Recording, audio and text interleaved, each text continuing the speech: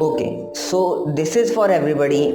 Everybody is talking about investing, stocks, mutual funds, whatever. And I'm pretty sure PhD scholar वालों को भी इसके बारे में कहीं ना कहीं से सुनने में आ गया होगा। बहुत सारे apps हैं, बहुत सारी ads हैं, everything. मनी को इन्वेस्ट करने से पहले इट्स वेरी वेरी इंपॉर्टेंट कि that you form an emergency fund. अब सवाल ये आता है कि एमरजेंसी फंड क्यों चाहिए?